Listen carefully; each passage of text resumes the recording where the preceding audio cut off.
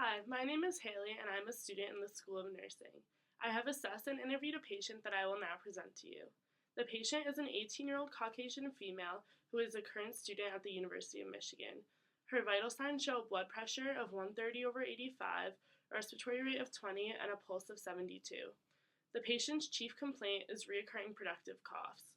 The onset of these coughs was October of 2015. The patient describes getting severe coughs that last for 5 to 6 days and says that they never completely disappear, however, they just vary in severity. The cough is productive with thick yellow phlegm. Aggravating factors are not drinking water as well as lying flat on her back.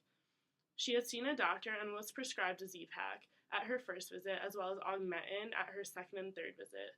She was also prescribed an inhaler that she is supposed to take 2 times per day, but the patient states that this inhaler makes her cough worse. The only effect that these recurring coughs have on her daily life is that she doesn't go to the gym as much as she used to. I will now present to you the patient's health history. As a child, the patient had chronic earaches from ages 1 through 3. She also had recurring yeast infections from 13 to 14 years old. Her immunizations are up to date. Her allergies include apples, Motrin, ibuprofen, Advil, and seasonal allergies. She had an ankle surgery December 2013. During the surgery, there was tightening of ligaments as well as an arthroscopic drill into her bone for a bone defect. She's currently taking Zyrtec for seasonal allergies as well as the Augmentin that she was prescribed at her previous doctor's visits.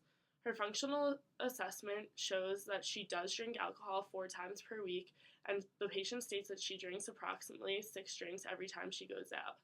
She does not exercise due to schoolwork as well as her current bronchitis. The patient describes that her eating habits are not the best. When I asked for a 24 recall of diet, she describes that she had brownies, pizza, ribs, and rice for lunch, a Kind bar for breakfast, and pizza, hummus, chips, and mac and cheese for dinner. She does not drink caffeine, and she does use personal safety devices such as helmets and seatbelts. The first system that I assessed is her respiratory system.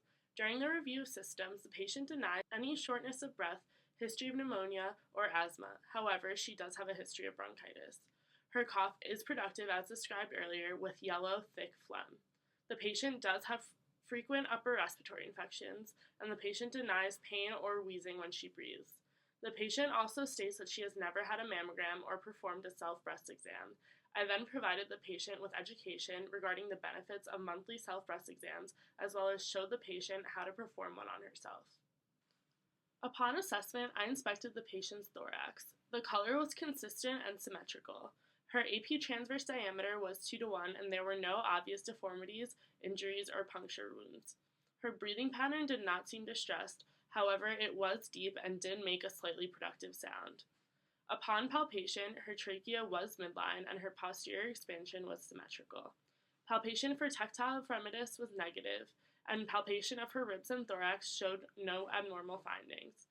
Upon auscultation, her lung fields anteriorly did show adventitious sounds of slight wheezing and rhonchi.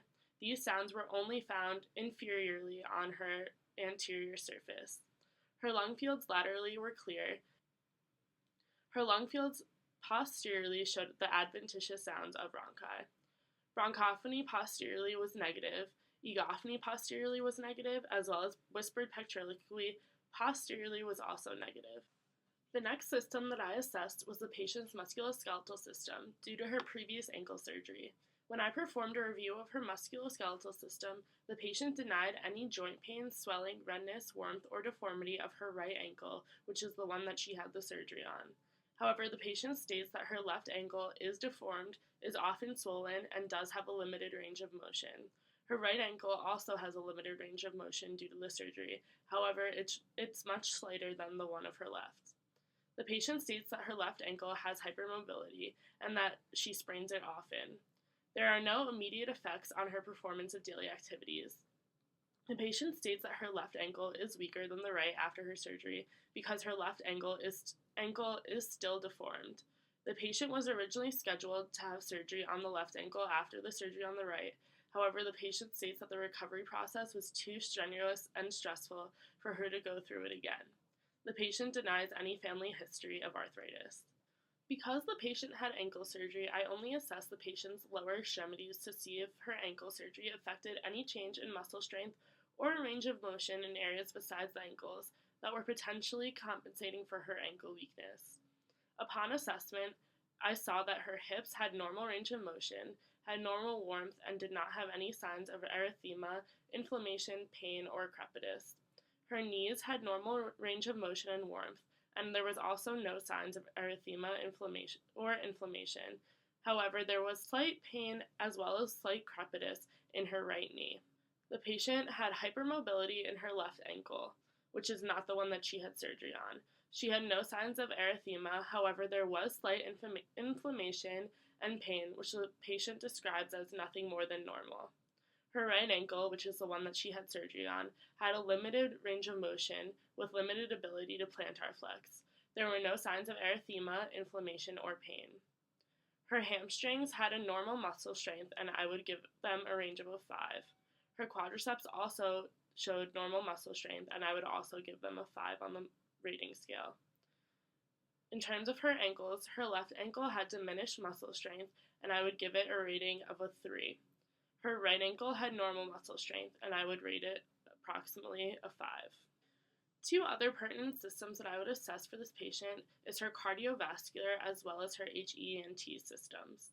The Lung Institute released an article in 2014 stating that chronic bronchitis can lead to COPD, which stands for chronic obstructive pulmonary disease. With bronchitis, the airways that extend from the trachea into the lungs become irritated. This disease leaves your lungs unable to work at full strength, making it hard or difficult to breathe, and eventually leading to COPD. The New York Times also released an article in 2014 relating chronic bronchitis to infections affecting mainly the nose and throat. The article discusses that the sputum produced can be bacterial and often creates infections in airways such as the nose and the throat. The patient also stated in her review of systems that she does experience frequent upper respiratory infections. These two sources indicated need for further assessment of both the cardiovascular and the HENT systems.